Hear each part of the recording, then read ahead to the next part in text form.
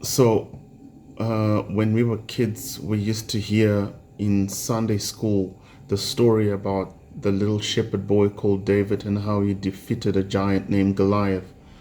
Now, a little background for those that don't know the story. Goliath was a Philistine, and David was part of a family whose dad was Jesse, and his brothers were part of the army of Israel, and Saul at that time was the king of Israel. And so these two countries went to war against each other.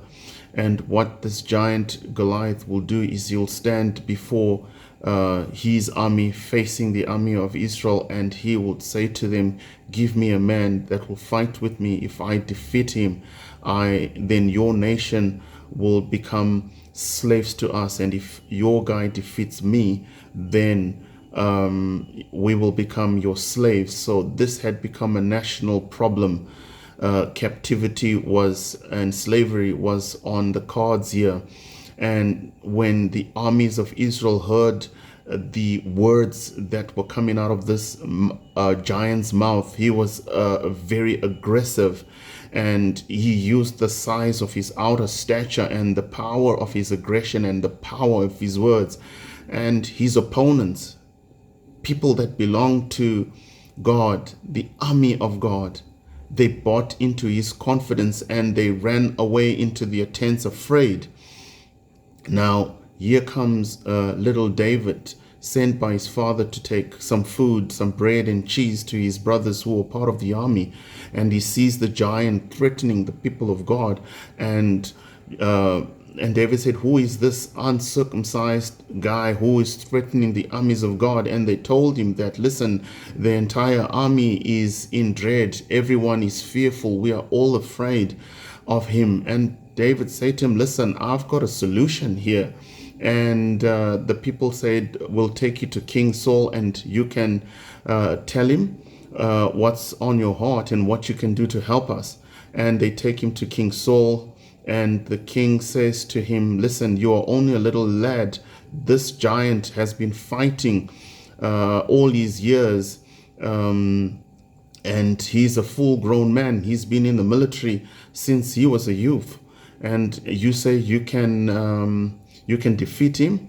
And David said to the king, listen, king, when I was tending my father's sheep, a bear came and it grabbed one of the little ones, and I caught that bear, tore that bear apart and rescued the lamb out of its mouth. And once there was also a lion that came through, and it took one of the lambs, and I grabbed a hold of that lion and I ripped it apart and rescued the lamb. Now, God gave me that ability to solve problems at that level. Now you're telling me that this giant is a bigger problem than the ones I was able to solve back then. The principle is the same. So I think I've got the solution to this problem. And the king puts his armor and his swords onto David, and David refused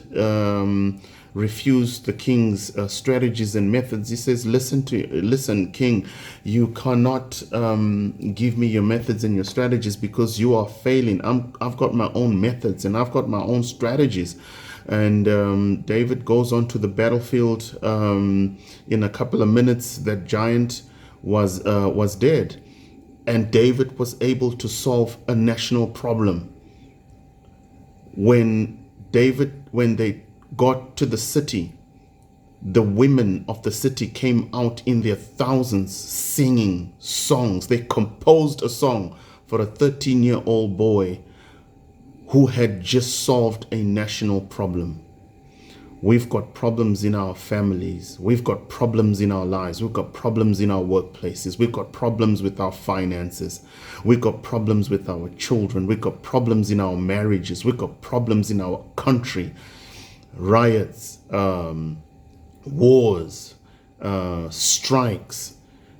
There's just widespread panic throughout the world, not only in South Africa or Zimbabwe or the African continent, but literally everywhere. There are problems.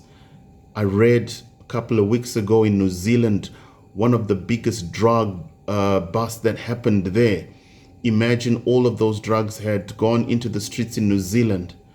There's problems everywhere.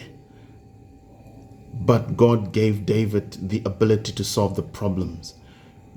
If we will seek God and ask God for wisdom, then we will not run away in fear. We will not run away afraid that we will be destroyed by what stands before us. But if we will take courage, we will be able to solve the problems that stand before us. The church has got the solution.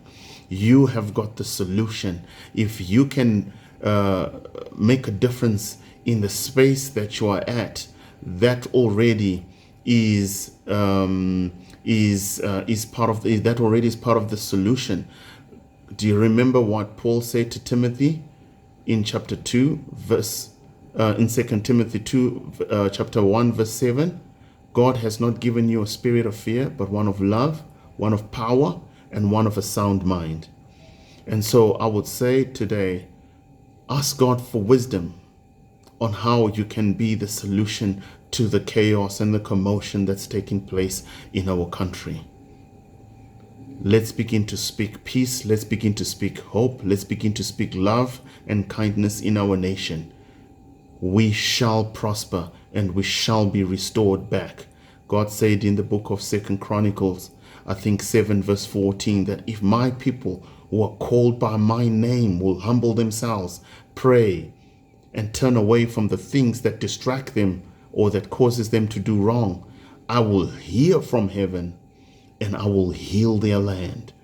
It's high time that you get up and you start praying for the country, not cursing the country, not speaking bad about the country, but start praying for the peace of God to be formed and to be established in our nation.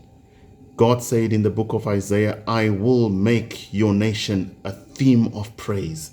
And that's what we are going to declare over our nation, that God is going to make South Africa, Zimbabwe, the African continent, a theme of praise. Thank you. And I know you're going to take this to heart and you're going to implement what God is saying to you today. God bless you. Thank you.